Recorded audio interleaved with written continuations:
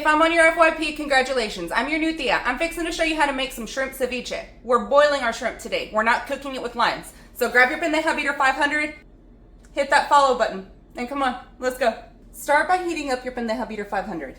While that's heating up, we're gonna add in some water. Since we're only making a small batch, we're only using about 2 cups of water.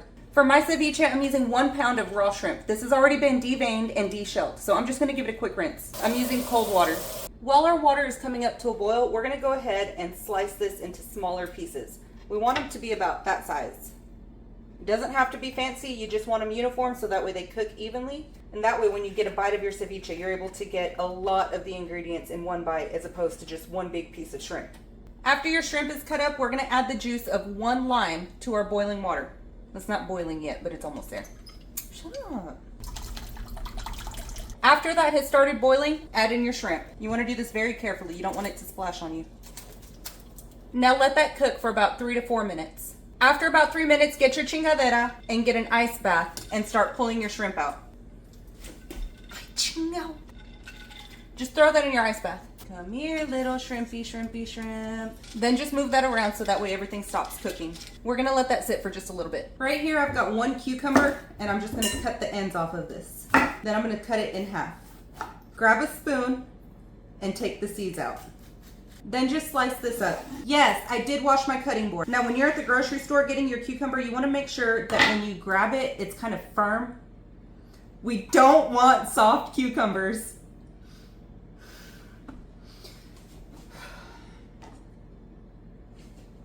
I don't want to hear it. After your cucumber has been sliced, go ahead and start chopping that up into small pieces. Ceviche is one of those foods where when you take a bite, you want to get a bite out of everything. So you want all of your vegetables to be chopped very, very small, almost diced. Then just add this to your bowl. We're going to do this for the rest of our ingredients.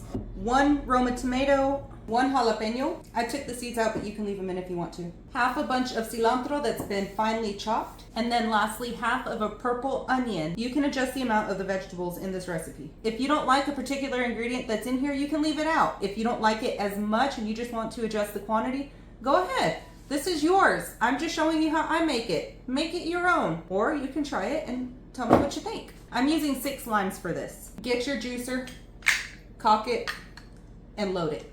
Then just aim and squeeze. Okay, so 5 limes gave me about a cup of lime juice. Take your shrimp out of the ice water. Then just add this to your bowl. If there's a little bit of water left over, it's okay, it's not gonna hurt anybody. Add in about half a tablespoon of garlic powder, about half a tablespoon of black pepper, and about half a tablespoon of salt. Normally you would add an avocado to this, but this is what mine looked like when I opened it up, so no.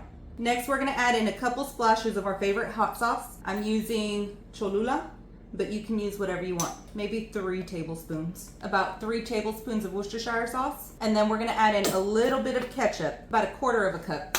Add in your 1 cup of lime juice. And then we're gonna add in about half a cup of Clamato or tomato cocktail. If you want more Clamato and less lime juice, adjust as needed. And then you just wanna mix that up. This seriously is an adjust for taste recipe. If you want more of a particular ingredient, add it in. If you want less of a particular ingredient, don't use as much. If you don't want any of that ingredient, don't use it at all. I'm gonna give this a quick taste and see if we're missing anything.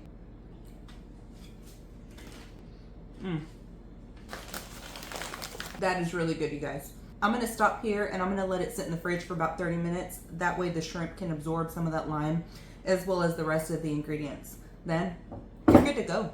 Let me know what you think if you try this.